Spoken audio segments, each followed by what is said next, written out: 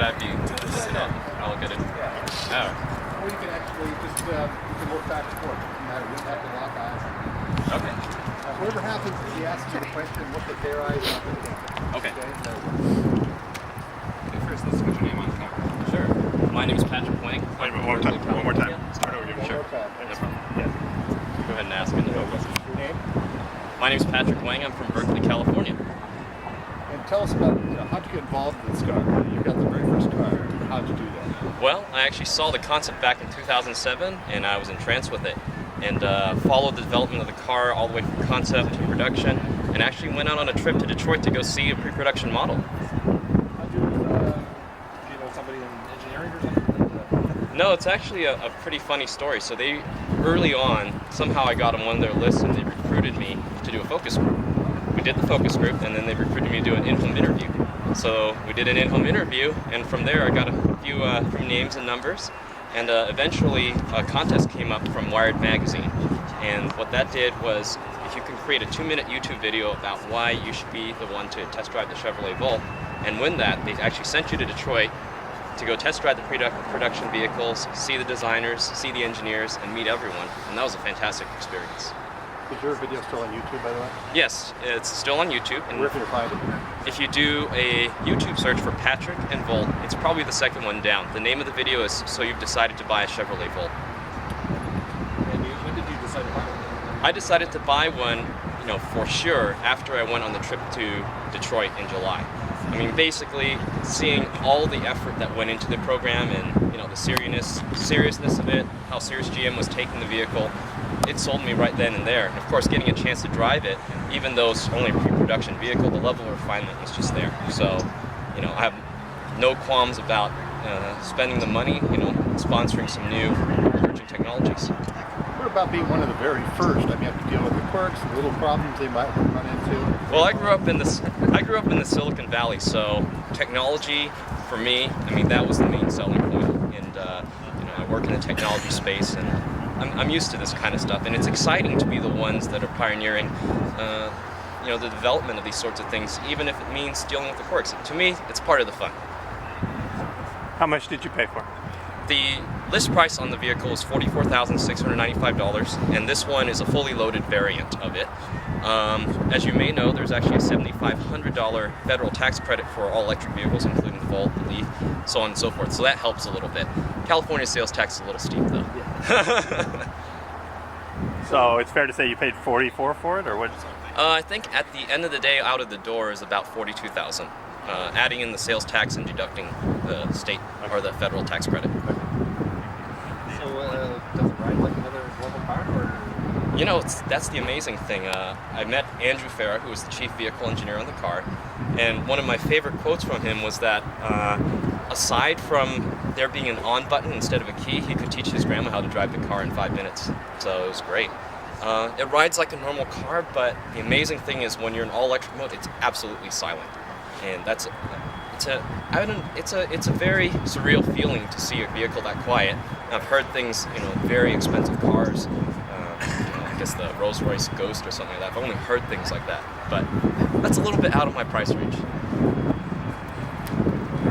Does it, have you driven electric vehicles before? Or?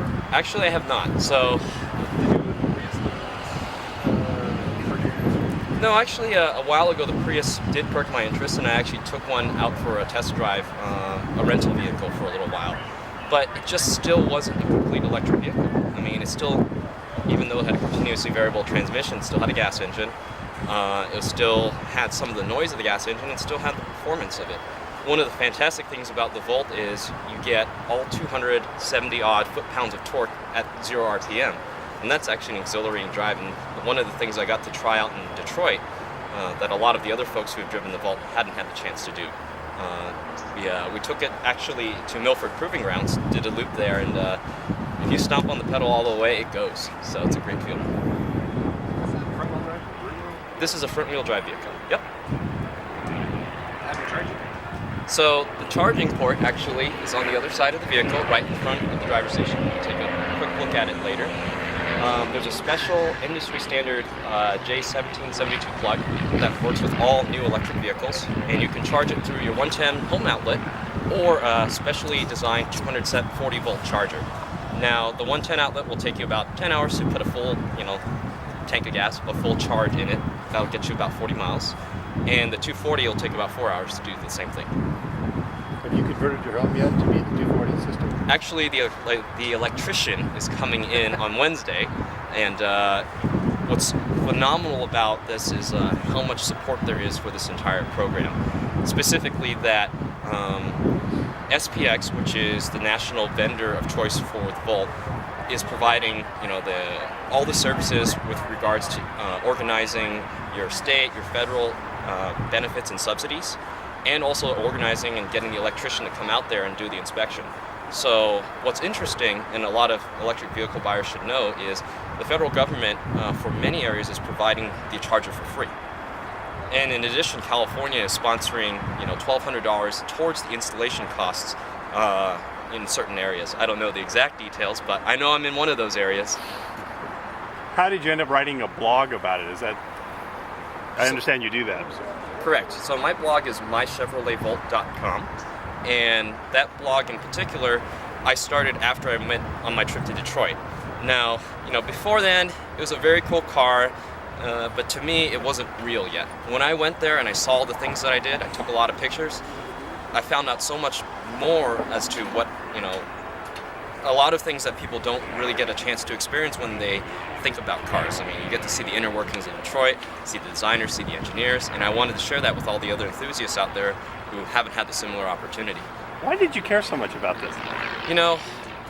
I guess the one thing to say is, as you can probably tell already, I like new technology.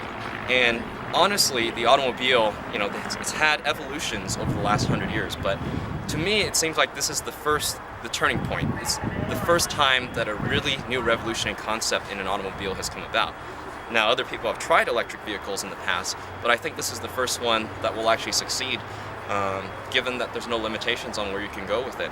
As you know, not only can you drive electrically, but honestly, the battery technology isn't there to drive you your entire way. So there's still a backup gas generator in there that allows you to drive as much as you want. So I think, to me, the technology that's here, the revolutionary aspect of the car, really drew me to it, and wanted to own something that was going to define possibly the next century of automobiling. So. Are you a commuter? I am a commuter. How far a commuter are you? I don't commute very far. My round trip distance is about 10 miles. So the excellent thing about it, and again, one of the other value propositions and selling points, was that I could pretty much do my entire commute without using a drop of gas. So as long as you plug in every night, right, with a 10-mile round trip commute, you won't need to use any gas. You drive your 10 miles on battery only. You plug it in at the end when you get back home, and then you basically rinse and repeat, and then you never have to use gas. But I do trips down to the South Bay, which is 100 miles round trip. Now, I'm also not stuck with a pure electric vehicle where I have to charge it when I get to Cupertino or the South Bay, but I can drive it as much as I want. So there's a lot of flexibility here. It's my only car, and in the city of Berkeley, there isn't a lot of room to be having second and third cars. So because this has a gas engine, is it technically a hybrid still? A lot of people will put a lot of different names on it. Some people say, well, it's just a hybrid. Some people say it's a plug-in hybrid. Some people say it's an electric vehicle with a gas generator on it. And if you take GM's line, they like to think it's an electric vehicle with a gas generator on it. But it's really hard to categorize as anything. There's a lot of intricacies in the vehicle, and you can say, well, one of the things that people were confused about is, does the gas engine ever drive the drivetrain? Well, it actually does in certain circumstances, but most people won't even realize that. So, kind of hard to say, but in particular, for me, I would consider this to be an electric vehicle with an onboard backup gasoline generator. But that's just me. No, really, wouldn't you want to have that yellow Camaro back there instead of... Well, if I could have that Camaro with an electric drivetrain, I'd take it off the lot right now. And actually, the original concept looked a lot like that. But, part of the reality is there are a lot of things that need to be done in order to make a highly efficient electric vehicle like this perform and get you the range. And the Camaro might look cool, but it doesn't have the same aerodynamics. And I think there's something to be said about, you know, the subtle, how you blend these sorts of engineering design challenges with a car that looks sexy. And I think the Volt's actually done a fantastic job of making a hybrid, which arguably a lot of people think, you know, just looks like a Prius, into something that's desirable. So I'm very satisfied with it. And you know, to your original question about why I didn't buy a Prius, honestly, it's an ugly-looking car. I don't know that anyone would argue otherwise. It's cool, but it's not so. It doesn't look so great. So the Volt works for you then? The Volt works for me. It's the first one with the full electric drive, and it looks nice to boot. Okay. Thank you very much. No problem. So I thought you had stopped. Are you guys through with the mics? Or Yeah. Yeah.